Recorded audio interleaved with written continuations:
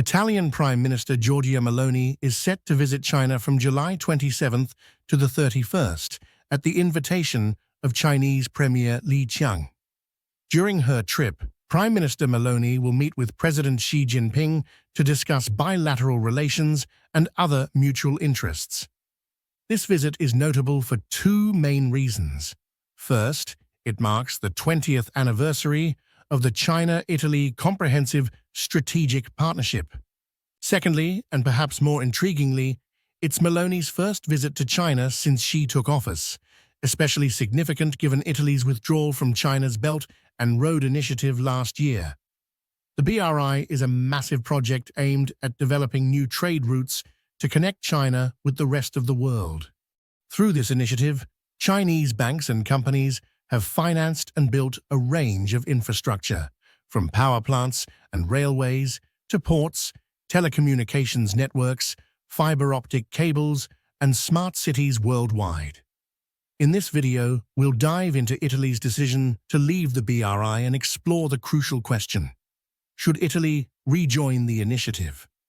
Before you continue watching, please consider subscribing to our channel to show your support.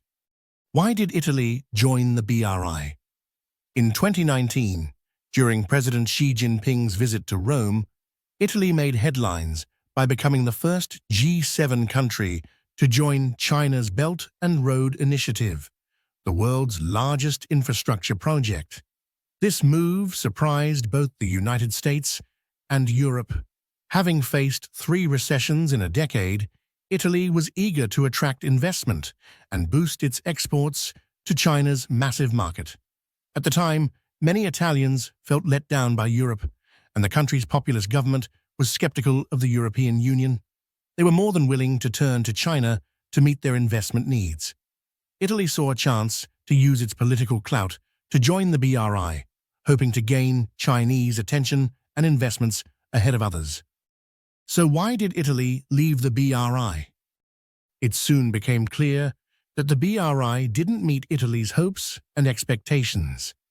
Italy signed numerous institutional agreements with China, covering issues from double taxation to pork export standards, cultural heritage, and minor commercial deals.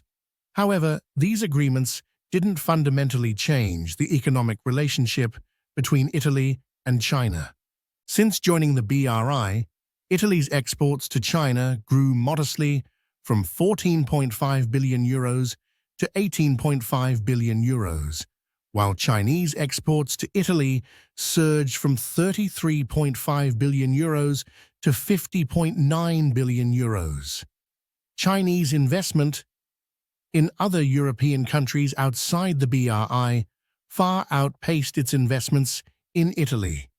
Chinese foreign direct investment in Italy dropped from $650 million in 2019 to just $33 million in 2021. Although China has invested $24 billion in Italy since 2005, only $1.83 billion of that came after Italy joined the BRI. This experience showed that joining the BRI doesn't necessarily grant a country special status with China or guarantee more trade and investment than would occur without the BRI. As it became evident that the BRI wouldn't be the economic boost Italy had hoped for, the Italian government began reconsidering its membership. Over the past year, Prime Minister Giorgia Meloni has expressed that joining the BRI was a big mistake and planned to correct it by withdrawing. Meloni pointed out the lack of benefits Italy gained from the BRI, noting that Italy is the only G7 member that signed up to the accession memorandum to the Silk Road, but it is not the European or Western country with the strongest economic relations and trade flows with China. With rising tensions between China and the West, Italy ultimately decided to withdraw from the BRI. Did Italy benefit from the BRI? According to Michele Herazzi, former Undersecretary of State at the Italian Ministry of Economic Development, the Memorandum of Understanding that Italy signed under the BRI is a free option, meaning there's no obligation or commitment involved. This makes it a zero-cost option, essentially a choice with no downside. Gerasi argues that even if the benefits haven't significantly materialized yet, Italy should stay in the BRI because the benefits are likely to come later.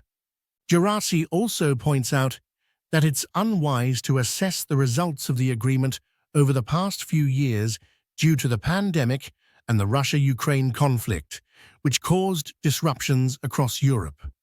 While Italy's exports to China have grown modestly, they have increased more than those of France and Germany. From 2018 to 2021, Italy's exports to China grew by 22% and by 11% from 2018 to 2022. In contrast, exports from France and Germany grew by only 1 or 2% over the same periods. This indicates that Italy has been catching up with Germany and France, one of the objectives of the BRI memorandum. Gerasi also argues that those who claim the trade deficit is harmful to the economy misunderstand its fundamentals. They fail to see the benefits of purchasing from China. Trade is about the total volume of imports and exports, not just the difference between them. This misunderstanding shows a lack of basic economic knowledge. The fact that Italy buys more from China is actually beneficial for the economy, as imports from China support the production chain and manufacturing industry. This practice has also helped keep inflation relatively low, addressing one of the biggest global issues in recent years. Therefore, imports from China have been positive for the Italian economy, not negative. Should Italy rejoin the Belt and Road Initiative? As news spreads, Italian Prime Minister Giorgia Meloni is set for a 5-day official visit to China.